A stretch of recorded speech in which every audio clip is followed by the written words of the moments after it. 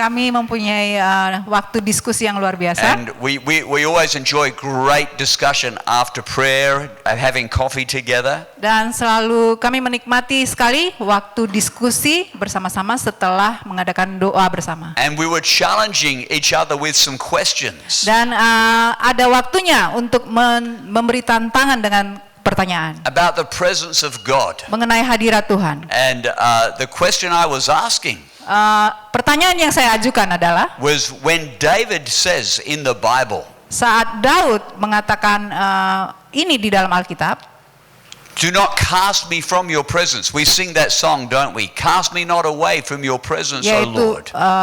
pujiannya yang mengatakan jangan buang aku dari hadapanmu. Dan ini juga sering kita bawa dalam pujian penyembahan. Take not your Holy Spirit from me. Jangan ambil Roh Kudusmu daripadaku. Okay, how many remember singing that song? Pernahkah kita membawa lagu itu? Yeah. Jadikan hatiku tahir Allah. Create in me a clean heart.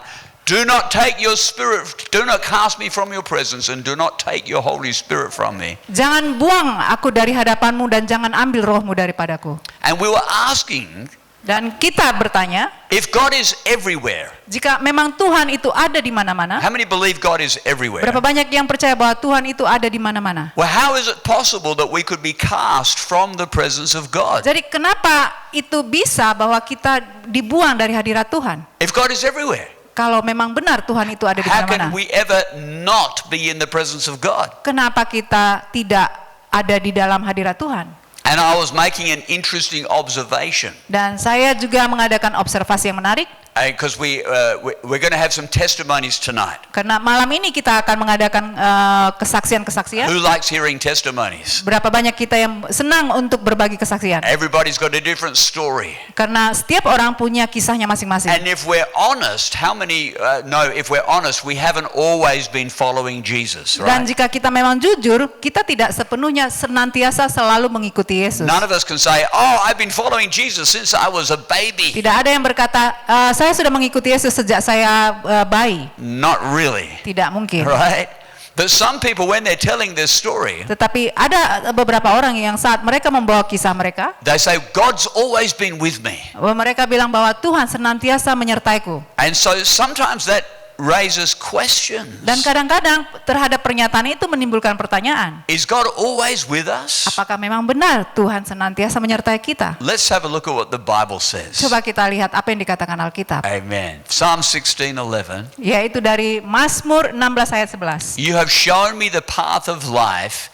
In your presence is fullness of joy, and at your right hand are pleasures forevermore. Engkau memberitahukan kepadaku jalan-jalan kehidupan di hadapanmu ada sukacita berlimpah-limpah. Di tangan kananmu ada nikmat senantiasa. Hallelujah. In his presence is fullness of joy. Di dalam hadirat Tuhan penuh sukacita. Who wants fullness of joy? Siapa yang mau dipenuhi That's, sukacita? I want to be in God's presence, right? Karena saya pun ingin senantiasa berada di rumah Tuhan.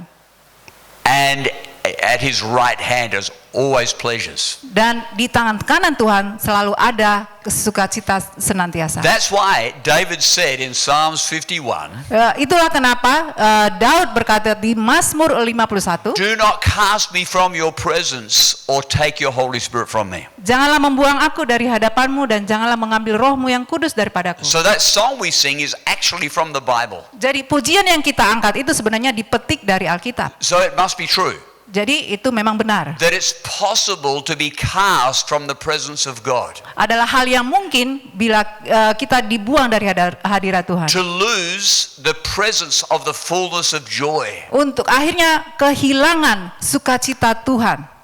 And so we want to think about that together. Sehingga kita mau merenungkan mengenai ayat ini bersama-sama. Because we understand the Bible also says Karena kita juga paham bahwa Alkitab berkata that God is everywhere. bahwa Tuhan ada di mana-mana.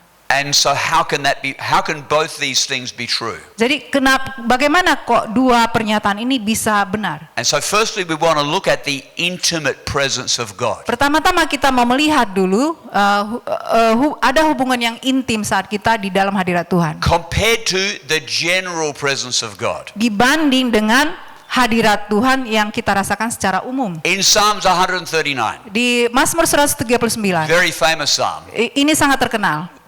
David, who's the writer of Psalms, he says, "Where can I go from your spirit, or where can I flee from your presence?" Yang mana ayat ini sangat terkenal sekali ditulis oleh Daud, yaitu berkata, kemana aku dapat pergi menjauhi rohmu, kemana aku dapat lari dari hadapanmu. The very next verse he says, "If I ascend to the heavens, you are there. If I descend to the depths of the ocean, you are there." Karena di ayat selanjutnya dia bilang, kalau aku naik ke atas, engkau pun ada di sana, dan jika aku turun ke dalam lautan engkau juga ada di sana. Ada di sana. Iya, engkau juga ada di sana. So God is everywhere. Sehingga artinya Tuhan memang benar di mana-mana. David knows this. Dan Daud pun menyadarinya. He's singing songs about it. Dan Daud telah banyak menulis lagu tentang ini.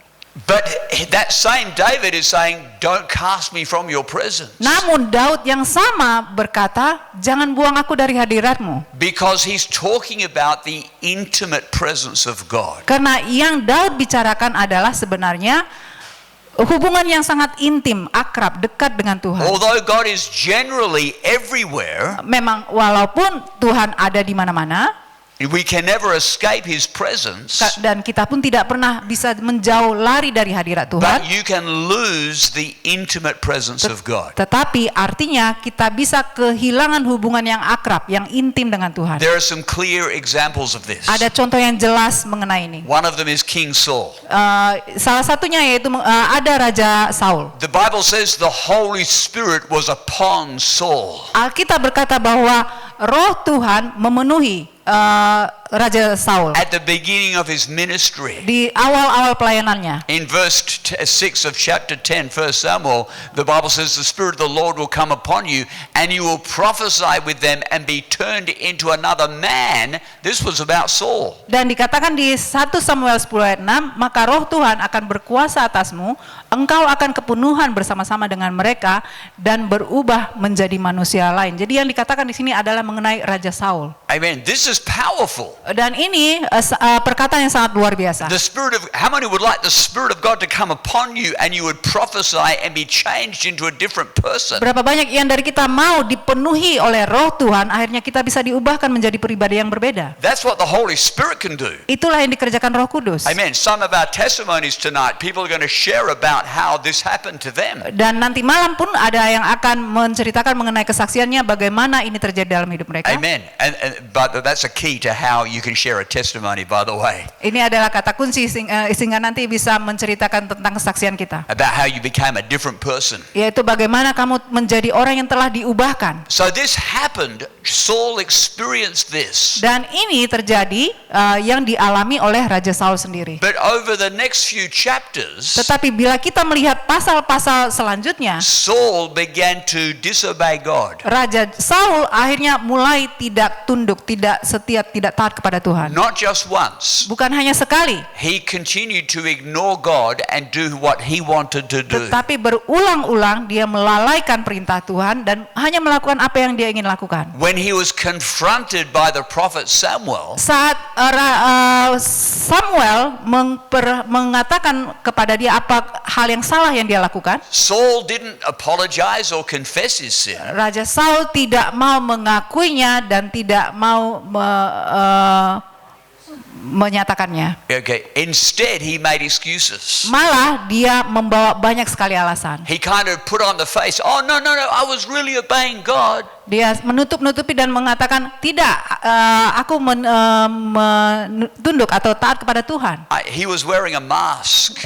Dan karena dia hanya memakai topeng, His heart was straying away from God. artinya hatinya sudah mulai menjauh dari Tuhan. And eventually, in the very next episode, 1 Samuel 16, Pada akhirnya di 1 Samuel 16 kita bisa lihat, the Bible says the Spirit of the Lord departed from Saul and a distressing spirit from the Lord troubled him. dan kita melihat bagaimana roh Tuhan telah mundur daripada Saul dan sekarang ia diganggu oleh roh jahat yang daripada Tuhan. A distressing spirit. Ini adalah roh yang memberikan stres, tekanan. And now, if you're wondering how that spirit can come from God, well, really, the right interpretation is that was an evil spirit, but God allowed it to torment Saul. Jika kita berpikir kenapa di ayat itu mengatakan bahwa roh jahat daripada Tuhan, sebenarnya Tuhan mengizinkan roh yang jahat masuk ke dalam dia. This is a scary chapter. Dan ini adalah pasal yang menakutkan. That is telling us that somebody can be filled with the Spirit, being used by God at one point, but because of a change in their heart, the Spirit of God leaves them. Yang mengatakan bahwa yang orang yang tadinya bisa dipenuhi oleh roh Tuhan dan dia diubahkan menjadi pribadi yang berbeda, pada akhirnya roh Tuhan bisa meninggalkan dia karena dia telah tidak taat kepada Tuhan. And an evil spirit begins to torment that person. Dan akhirnya roh yang jahat itu mulai menyiksa pikirannya. How can this happen? Bagaimana ini bisa terjadi? Well, we've looked at the fact that Saul began to disobey God. Saat kita melihat di saat Raja Saul mulai tidak taat kepada Tuhan. And this represented a repeated decision. Ini menunjukkan adalah keputusan yang berulang-ulang yang dia lakukan. It wasn't he just made one mistake. Bukannya dia hanya melakukan sekali saja So kesalahan. let's not think that if we make one innocent mistake that the Spirit of God is going to leave us forever. Jadi mari kita berpikir bahwa jika kita hanya melakukan satu kesalahan artinya bukan berarti Tuhan meninggalkan kita selamanya. Okay, don't live in fear, right? Jangan tetap tinggal di dalam ketakutan. But there was another case Tetapi ada kasus yang lain where God said to one man, di mana Tuhan berbicara kepada seorang pria if you look at Judges chapter 16 verse 20, di Hakim-Hakim 16 ayat 20. the Bible says that regarding this man, he did not know it that the Lord had left him. Mengenai pria ini, yaitu pria itu tidak menyadari bahwa roh Tuhan mulai meninggalkan dia. Isn't that scary? Bukankah ini yang menakutkan? Two things. Ada dua hal, God left him, Tuhan meninggalkannya, but he didn't realize it. tetapi dia sendiri tidak menyadarinya. How many know who this is talking about? Kira-kira tentang siapakah yang kita bicarakan ini? It's not King Saul. Ini bukan Raja Saul. Who is it? Siapa? Shout it out. Keluarkan suaranya. Samson. Ya, Simson.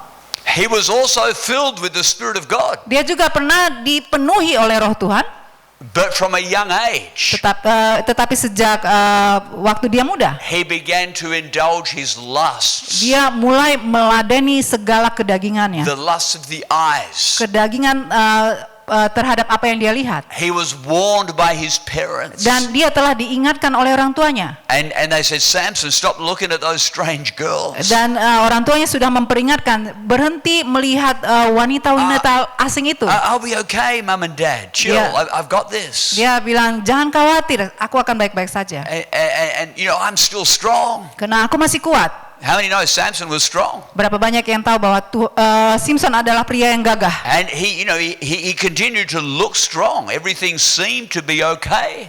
Dan dia tetap pura-pura kelihatan baik dan kelihatan gagah. So Samson was just, feeling good, feeling strong. Dia selalu merasa gagah dan kuat. And so he thought, hey, God must be still with me. Dan dia merasa ini pasti karena Tuhan masih bersamaku. He was, flirting with the girls. Tetapi dia masih bermain-main dengan para And wanita-wanita he was asing. getting warned by his parents. He was ignoring those warnings. Walaupun sudah diingatkan berkali-kali oleh orang tuanya, tetapi dia mengabaikannya. He was ignoring the word of God. Dan dia juga tidak mengindahkan firman And Tuhan. then Delilah steps in. Dan akhirnya Delila masuk ke dalam situasi ini. And this is a really crazy story. Dan ini adalah kisahnya sangat gila. How many know the story of Samson and Delilah? Berapa banyak kita yang masih ingat kisah tentang Simson dan Delila? So Delilah, she has been paid by the Philistines to find the secret of Samson's strength. Dan Delila ini adalah sebenarnya wanita bayaran dari Filistin untuk mengetahui apa sebenarnya rahasia kekuatannya si Simson. So from the very beginning, she's just being, tempting Samson and just, flirting with him. Sehingga dari awal sejak Delila masuk ke dalam kehidupan Simpson, dia itu hanya mau mempermainkannya dan mau mengelabuinya. But how many know sin makes you stupid? Berapa banyak yang kita tahu bahwa dosa itu membuat kita jadi bodoh. Samson's heart and mind is so filled with lust. Dan pikiran si Simpson itu akhirnya dipenuhi dengan nafsu-nafsu birahi. He can't see what's happening. Sehingga dia tidak bisa melihat apa yang sesungguhnya All terjadi. he's worried about is, hey, I'm still strong. Yang dia pikirkan hanyalah dia mau kelihatan gagah setiap saat. Look what I can do. Coba lihat apa yang bisa saya lakukan. I've seen Christians do this. Dan saya pun sudah menyaksikan banyak orang Kristen melakukan ini. They think, hey, God's still with me. Mereka merasa bahwa Tuhan masih beserta mereka. See, look, I've got the blessings of God around me. Karena saya masih diberkati hidup saya. I'm still coming to church. Saya masih tetap datang gereja. I'm still coming to, I'm still singing. Karena saya masih mengadakan pelayanan di gereja. This can happen to musicians. Biasanya ini bisa terjadi terhadap para I'm pelayan. still preaching. Dan karena saya masih berkhotbah. It can happen to preachers. Dan ini pun bisa terjadi kepada orang yang berkhotbah. It can happen to me. It can happen to you. Bisa terjadi kepada seorang pastor Samson juga said, kepada jemaat. I'm still strong. Simpson berkata, aku masih gagah. And until one day, Delilah says, tell me the secret of your strength. Sampai suatu hari, Delila akhirnya bertanya, apa yang menjadi rahasia kekuatanmu? How many know if Samson was thinking right, he should have realized, something's wrong with this picture. Why is she trying to find my secret? Jika memang benar Simpson masih berpikir benar dan masih jernih, dia akan bertanya-tanya, kenapa wanita ini mau mencari tahu letak kekuatanku? Maybe he was a little bit suspicious. Seharusnya dia sudah curiga. And so he says, well, look, if you tie my hair and put it all together in a loom, I'll lose my strength. Tapi akhirnya dia membocorkan rahasianya adalah, jika engkau memotong rambutku, akhirnya aku akan kehilangan kekuatan. Tie his hair, menikat dan masukkan ke dalam macam peralatan loom, ya. Belum dipotong.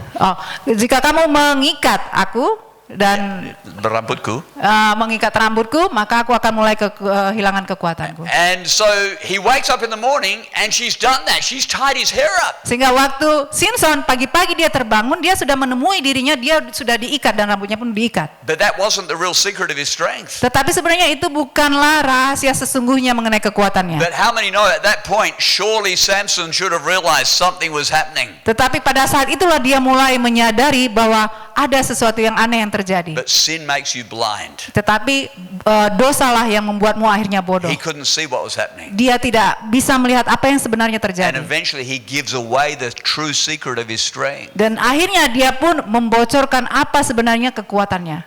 And the Bible says the Spirit of the Lord left him, but he did not know it. Dan Alkitab pun mengatakan bahwa akhirnya Roh Tuhan meninggalkan dia, tetapi dia tidak sadar. The point we want to make this morning is God is, because He loves us, He honors our personal choice. Jadi intinya adalah bahwa Tuhan, walaupun Tuhan mengasihi kita, karena Tuhan mengasihi kita lah, Tuhan sendiri menghormati keputusan kita. Love does not control. Karena kasih itu tidak mengikat, tidak mengendalikan. He gives us freedom of choice. Karena Tuhan memberikan kebebasan untuk kita memilih. We can choose to listen to God or not listen. Kita bisa memilih untuk mematuhi Tuhan atau juga tidak. Choose to obey God or disobey. Kita bisa memilih untuk mentaati Tuhan atau tidak mentaati Tuhan juga. And the consequences are not always an instant. Tetapi dan akibatnya pun konsekuensinya tidak selalu langsung dirasakan. That's what Samson didn't realize. Itulah yang kenapa Simpson tidak menyadarinya. Some people here, we think that, look, if we have an accident, that means God's angry with us. Dan kadang-kadang kita berpikir waktu kita mengalami musibah, kita selalu melihat Tuhan sedang menjauh dari kita. If you've got the flu, it means you must have sinned. Atau kalau kita sakit flu, mungkin karena aku telah berdosa. But life doesn't work like that. Tetapi bukan begitu caranya kasih Tuhan terjadi di atas And in kita. the same way, people think, hey, if there's still Benson in my motorbike and there's food on the table, hey, God's still with me. Jika kadang kita berpikir bahwa kita masih bisa ada berkendaraan atau masih punya makanan, kita merasa Tuhan masih bersama dengan kita. People still think well of me, I must be okay. Dan jika orang lain melihat saya baik-baik saja, berarti artinya aku masih baik, Tuhan masih besertaku. But because of his disobedience, the Spirit of God had already left him. Tetapi karena ketidaktaatan Simson, akhirnya roh Tuhan meninggalkannya. And the Bible tells us in Romans why this happens. Dan Alkitab di Roma mengatakan kenapa ini bisa terjadi. 3 times 3 kali. in the first chapter. Di Roma 1, The Bible says God gave them over. artinya Tuhan menyerahkannya. God gave them over to do what they wanted to do. Tuhan menyerahkan mereka melakukan apapun yang mereka ingin lakukan. God gave them over to their own lusts. Bahkan Tuhan membiarkan mereka melakukan nafsu-nafsu mereka. God gave them over to their own foolishness. Tuhan membiarkan mereka terjebak di dalam Because kebodohan God mereka. just simply said, I'm not going to control you. Karena Tuhan berkata, aku tidak mau mengendalikan, mengkontrol seluruh You want kehidupanmu. to follow other gods? Kalau kamu mau mengikuti Allah-Allah lain, You want to give yourself to lust and sin? atau membiarkan dirimu terjebak di dalam dosa atau nafsu, I'm not going to crowd your scene. I'm not going to force you. aku tidak akan menutup dosa, dan aku tidak akan memaksa engkau. Amen. How many know when you're starting a relationship with somebody? Berapa banyak di antara kita yang tahu saat kita mulai mengadakan sebuah hubungan dengan seseorang, we've got some single men here. ada para pria yang masih single di tempat ini. When you're attracted to a woman, Saat kita pria mulai tertarik kepada seorang wanita, amen, you can tell her you love her, bisa mengatakan kepadanya bahwa engkau mengasihinya, but you can't force her to love you back. tetapi engkau tidak bisa memaksanya untuk mencintaimu balik. Right? How many young men know that? Berapa banyak kita yang tahu mengenai ini? Okay? I hope for some amens there. Saya harap ada jawaban amen, Because not every young man understands that. karena tidak semua pria muda memahaminya. How many, now I can include the married men. Saya juga mau masukkan orang-orang yang sudah menikah juga How di many know dalam. if we offend somebody, Jika kamu menyinggung seseorang, how many know they're not going to feel so comfortable around us? sehingga akhirnya orang itu pun jadi nggak merasa nyaman ada sekitar kita. Right? Benar ya? That's why men should wear a bit of deodorant sometimes, Oleh karena itu pria harus pakai deodoran, brush their teeth sometimes. menggosok giginya kadang-kadang. Okay, we don't want to be, smelling like a rubbish truck. Karena kita nggak mau tercium bau sengat daripada Because kita. when we offend somebody, it affects the relationship. Karena saat kita menyinggung seseorang, akhirnya mengganggu hubungan kita. And if you're smelling like a rubbish truck, you're Dan- definitely not going to force that person to love you back.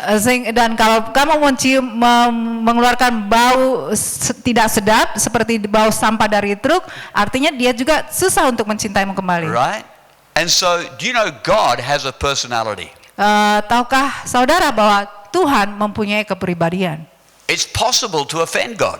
Yaitu mungkin kita bisa menyinggung Tuhan. In Ephesians chapter 4, God says, don't offend or don't grieve the Holy Spirit. Dan di Efesus 4 juga sudah diingatkan, jangan kamu mendukakan Roh Kudus Allah. How do you offend the Holy Spirit? Bagaimana kok bisa kita menyinggung atau mendukakan Roh Allah? The Bible says with your words, Yaitu dengan perkataanmu, unclean, ungodly words, yaitu perkataan-perkataan yang tidak kudus atau yang jahat, with a heart full of bitterness.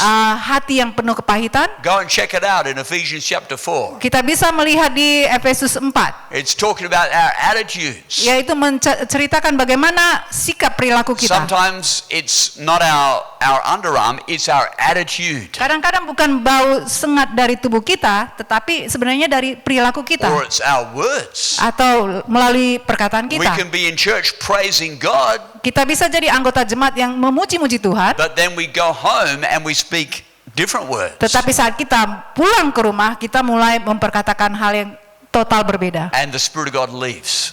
Dan akhirnya roh Tuhan pun menjauh, meninggalkanmu.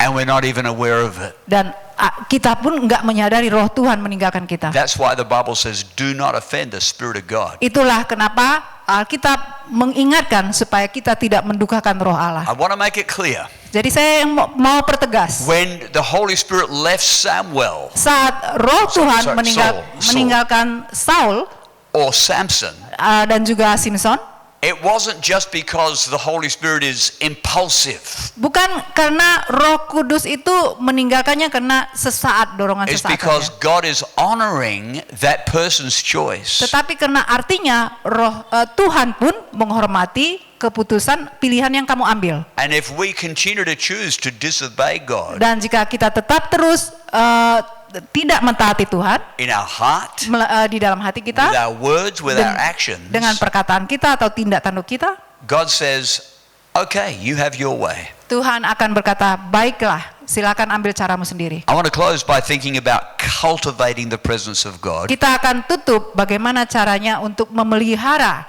mengembangkan terus hadirat Tuhan. Because I think maybe some people here, you want to have a close relationship with God. Karena saya yakin bahwa ada di antara kita yang mau tetap terus mempunyai hubungan yang intim dengan Tuhan. Say amen if you want to have a close relationship with God. Katakan amin jika Bapak Ibu ingin mempunyai hubungan yang dekat dengan Tuhan. I want to make sure I'm in the right place. Karena saya ingin hanya memastikan bahwa saya memang benar di tempat yang So, benar. firstly, don't grieve the Holy Spirit. Pertama, jangan dukakan roh Tuhan. And this is how David said it Dan inilah yang dikatakan Daud in Psalms 139. di Mazmur 139. This is the same psalm where he's talking about God being everywhere, right? He's there in the heavens, he's there in the depths. Ini di pasal yang sama saat Daud mengatakan bahwa Tuhan itu ada di mana-mana. Waktu dia pergi ke atas ataupun ke bawah laut, kedalaman, Tuhan ada di mana-mana. He says to the omnipresent God, he says, try me and search me. Dan dia berkata kepada Tuhan yang maha hadir, berkata bahwa selidikilah aku ya Allah dan kenalilah hatiku. Search me, O God, and know my heart. Ujilah aku Tuhan dan kenalilah pikiran-pikiranku. Test me and know my anxious thoughts. Point out anything in me that offends you and lead me along the path of everlasting life. Lihatlah apakah jalanku serong dan tuntunlah aku di jalan yang kekal. Amen. He's simply communicating to God. Dia akhirnya mengkomunikasikan seluruh hatinya di hadapan Tuhan. God, I don't want to offend you. Tuhan, aku tidak ingin mendukakanmu. Just speak to me.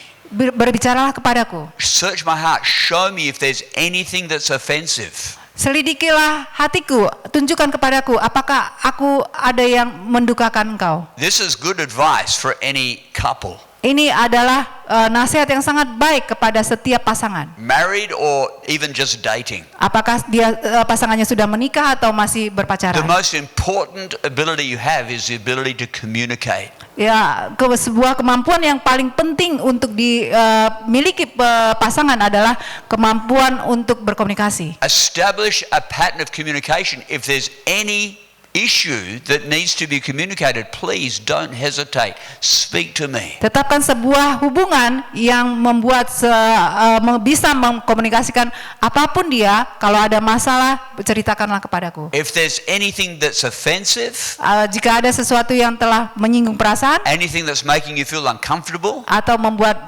tidak nyaman, please speak to me. ceritakanlah kepadaku. Because I value our relationship. Karena aku menghormati hubungan kita. That's communication. Itulah artinya komunikasi. Husbands and wives, can you say that to each other? Bisa nggak para pasangan suami istri bisa bilang kepada pasangannya? Or if you're planning on dating, Atau buat mereka yang mau berencana pacaran, that's maybe not the first thing that you say when you're meeting somebody, right? Mungkin- But at some point, mungkin bukan itu yang kita komunikasikan saat mau membina hubungan, tetapi pada suatu titik nanti, that's how you show that you value the relationship. itulah saatnya di mana kamu menunjukkan menghormati hubunganmu. Okay, if you are feeling upset or offended, please, I want to hear. Jika kita mengatakan pada pasangan kita, jika kamu merasa tersinggung atau merasa tersakiti, berterus teranglah kepadaku. And I'll change my ways Dan akhirnya aku akan mengubah jalanku. because I value our relationship. Karena aku menghormati, menghargai hubunganku. Do you have that relationship with God? Apakah kamu juga mempunyai hubungan seperti itu When kepada was the Tuhan? last time we prayed that to God? Kapan terakhir kali kita mengatakan hal yang sama kepada Tuhan? Or maybe that's a good verse to remember. Atau mungkin ini adalah ayat yang baik untuk tetap kita bisa hafal atau ingat. So when you come to God Sehingga waktu kita mulai masuk ke hadirat in your Tuhan, morning prayer di doa pagi or kita, before church, atau sebelum ibadah pagi, you and I could pray that and say, God, search me, try my heart. kita bisa mengkutip ayat ini untuk menjadi doa kepada Tuhan. Tuhan, selidikilah aku dan kenalilah hatiku. Amen. It's a pretty simple step, isn't it? Ini langkah yang sangat sederhana. It makes sense. Dan ini masuk akal. And the God who is everywhere Dan Tuhan ya Allah yang maha hadir who loves us with an everlasting love, yang mengasihi kita dengan kasih yang kekal, his answer will be, dan jawabannya adalah sure, tentu saja. I'm happy to communicate with you. Aku akan senang berkomunikasi denganmu. He'll show you by his Holy Spirit. Dia akan menunjukkan kepadamu melalui Roh Kudusnya. That sometimes when we're straying away from him, we lose that sense of his intimacy. Kadang-kadang saat kita mulai menjauh dari Tuhan, kita mulai kehilangan hubungan yang akrab dengan Tuhan. We lose our appetite for prayer. Kita pun mulai kehilangan hasrat atau semangat untuk berdoa. If you're not sure what it means to lose your intimacy, Jika saudara tidak yakin bagaimana itu waktu kita mulai kehilangan hubungan yang intim dengan Tuhan. how many know if you don't want to hang around your pacar anymore, at all, Berapa banyak yang kita tahu bahwa kita saat mulai tidak mau lagi untuk senantiasa dekat dengan pacar kita, you've lost your intimacy. artinya kamu sudah mulai kehilangan keakraban atau If your pacar says keintiman. to you, I never want to speak to you again, Jika pacarmu berkata, saya tidak ingin bicara lagi dengan kamu, maybe you've lost your intimacy. artinya kamu telah hilang hubungan keakraban itu, Right. keintiman itu. Well, when we lose our appetite for prayer, Saat kita mulai kehilangan semangat atau keinginan mau berdoa, lose our appetite to come to church, atau jadi tidak ingin lagi ke gereja, don't want to read the Word of God, tidak mau lagi membaca firman Tuhan, maybe we've lost our intimacy with God. artinya mungkin kita mulai kehilangan keintiman kita dengan Tuhan. And at those times it's easy to do things that are offensive to God. Dan di saat-saat itu kita akan mudah sekali melakukan hal-hal yang mendukakan hati Tuhan. You know, I've noticed that the longer people spend not coming to church or not reading their Bible, the more they drift into ungodly lifestyle. Saya perhatikan jika ada orang yang tidak mau lagi datang ke gereja atau doa bersama-sama, saya bisa memperhatikan dia mulai kehidupannya masuk ke dalam kehidupan yang tidak baik. And maybe they still say, I believe in Jesus. Tetapi mungkin mereka tetap mengaku bahwa saya masih tetap percaya I love Yesus. Jesus. Saya mengasihi Yesus. But they don't realize his presence has left. Tetapi mereka tidak menyadari sebenarnya roh Tuhan sudah meninggalkan mereka. They've lost the intimacy. Mereka telah kehilangan hubungan yang akrab, yang intim dengan Tuhan. God has made a way back. Tetapi Tuhan telah memberikannya jalan kembali. I want to finish with this good news. Saya ingin mengakhirinya dengan kabar yang baik ini. Because if there's some people here this morning, you've lost your intimacy with God. Mungkin ada di antara kita di pagi ini yang telah mulai kehilangan keintiman dengan Tuhan. In James 4:6, the Bible says, God resists the proud, but he gives grace to the humble. Dan dikatakan di Yakobus 4 ayat 6, Allah menentang orang yang congkak tetapi mengasihani orang yang rendah hati. Amen. David completely lost God's intimacy at one point. Daud pada suatu titik benar-benar telah kehilangan keintimannya dengan Tuhan. Committed adultery and murder. Dan dia melakukan perzinahan bahkan membunuh. How many know that's straying from God?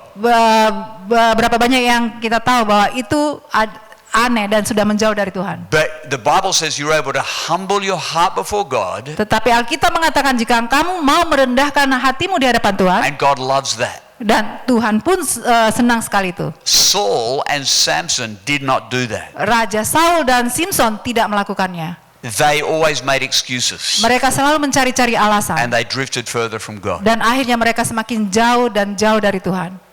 God is reaching out to us this morning. Tetapi Tuhan pagi ini hendak menjangkau kita. He wants that intimate relationship with you and I. Karena dia ingin sekali membangun sebuah hubungan yang intim kepada saudara dan saya. He sees us as his children. Karena dia melihat kita sebagai anak-anaknya. He doesn't want to break contact. Dan dia tidak mau memutuskan hubungan. When David left Saul and Samson, it's not because he wanted to break contact, it's because they were resisting him. Saat Tuhan mulai kehilangan saat Simpson dan Saul mulai kehilangan Tuhan, bukan artinya Tuhan mau menjauh dari mereka, tetapi mereka sendirilah yang memutuskan untuk meninggalkan Tuhan. So the good news this morning, Tetapi kabar baiknya pagi ini if adalah we have drifted from God, jika kita sudah menjauh dari Tuhan, God can bring us back. Tuhan sanggup untuk membawa kita kembali. Amen. If you've just even got distant from God, Jika kita ada jarak di antara kita dengan Tuhan, God is showing us the way back. dan Tuhan sendiri menunjukkan jalan kembali kepada Tuhan. Search me, O God, and know my heart. Selidikilah hatiku ya Tuhan, dan kenalilah hatiku. Point out anything in me that offends you and lead me along the path of everlasting life.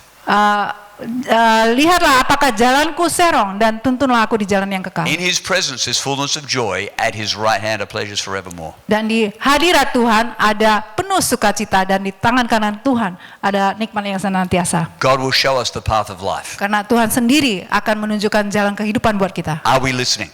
Saya akan, Are we listening? karena Tuhan berkata, aku akan mendengarkanmu. Are you listening this morning? Apakah saudara-saudara mendengarkan pagi ini? Amen. Let's bow our heads. Mari kita tundukkan kepala kita. Amen. Let's open our hearts to the Spirit of God. Mari buka hati kita terhadap roh Tuhan. We're not talking about a ritual this morning. Kita tidak membicarakan mengenai ritual pagi ini. We're talking about a relationship. Kita berbicara mengenai hubungan. God wants a